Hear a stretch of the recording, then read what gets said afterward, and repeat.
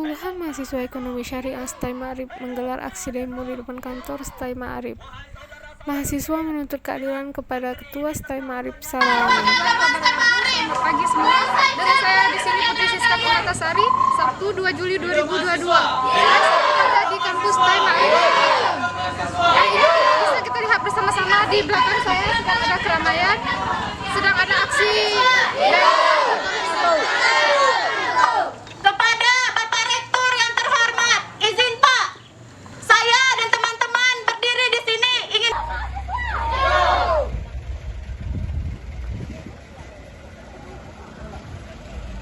kami takkan tinggal diam sampai tetes penghabisan. Wahai para dosen, keluarlah dari meja. Bertanya kepada salah satu mahasiswa. Kami tercinta, tolong jangan sampai ada yang korupsi akan waktu lagi.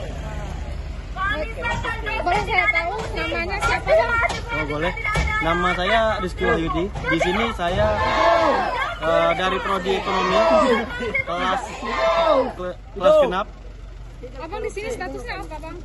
Status sebagai mahasiswa, seperti kawan-kawan di belakang saya.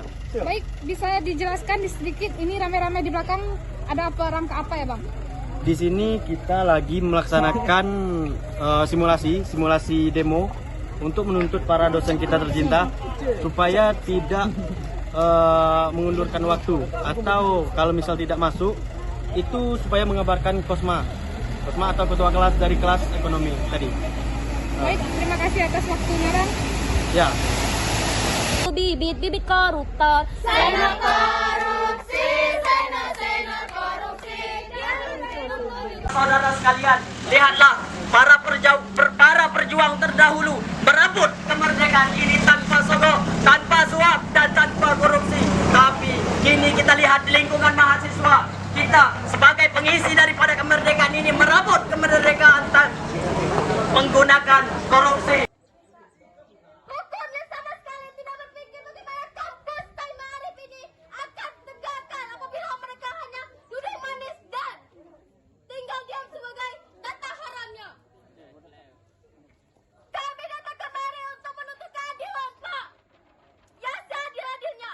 Kami bukan melihat tingkah para dosen yang satu dan selalu memberikan tugas bertumpuk-tumpuk, tapi Bapak sendiri tidak masuk memberikan materi. Bahkan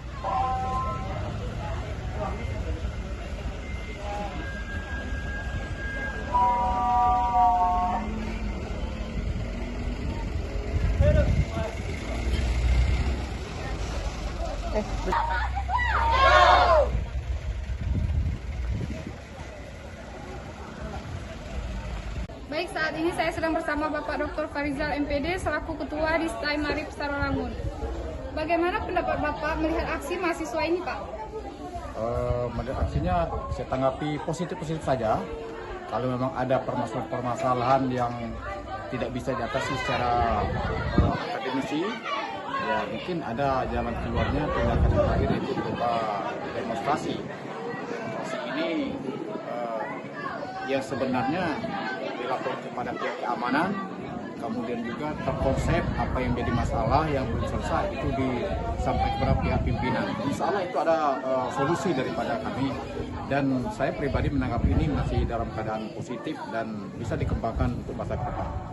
Baik, kira-kira adakah tindak intimidasi yang ada di kampus seperti dosen yang tak masuk kelas, bahkan dosen yang tidak masuk sama sekali tanpa mengkonfirmasi mahasiswa, sogok menyogok, gratifikasi tanpa tidak tepatnya bidik misi atau mahasiswa KIP? Sebenarnya secara cermat belum ada itu, belum ada. Cuman mungkin ada beberapa dosen secara individu terlambat datang, dipengaruhi oleh mungkin tempat, kemudian kesibukan pribadi di rumah. Namun kita sudah punya aturan bahwa setiap dosen mempunyai tugas masing-masing, seperti ada roster. Ketika dia masuk dari jam 8, ya kita harapkan masuk jam 8. Begitu seterusnya. Kemudian masalah tindakan korupsi seperti sogok menyogok, dan ini belum ada indikasi.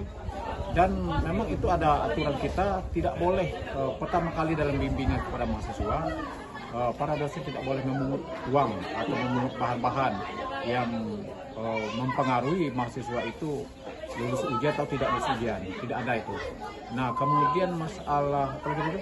Beasiswa ke Beasiswa kita sudah mengikuti aturan sebenarnya.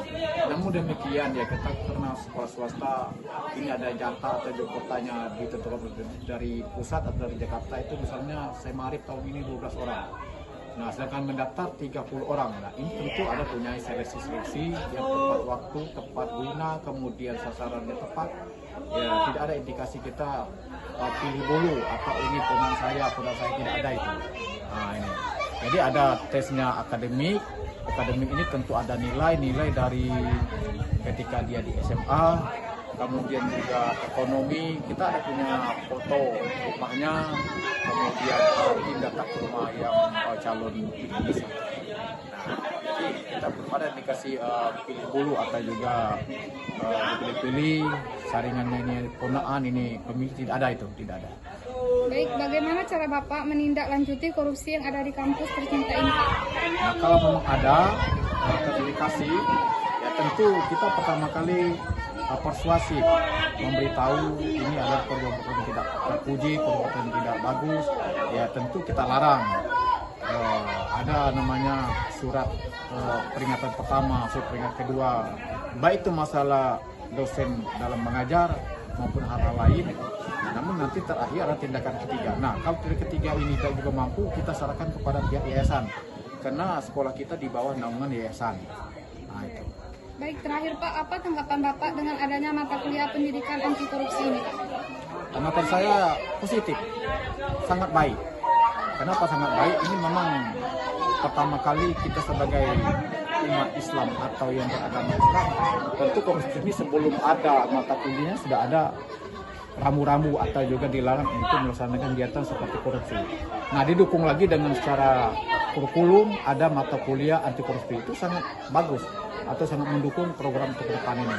Pertama kali jangan ada korupsi dalam kampus, yang kedua setelah mahasiswa kita yang teorinya ada di kampus anti korupsi, ketika dia kegiatan di masyarakat atau dia jadi sarjana, kita harapkan dia tidak melaksanakan korupsi di mana dia bekerja atau mereka bekerja nanti. Demikian. Terima kasih atas waktu dan kesempatannya Pak. Ya, terima kasih. Bibit-bibit koruptor, saya korupsi.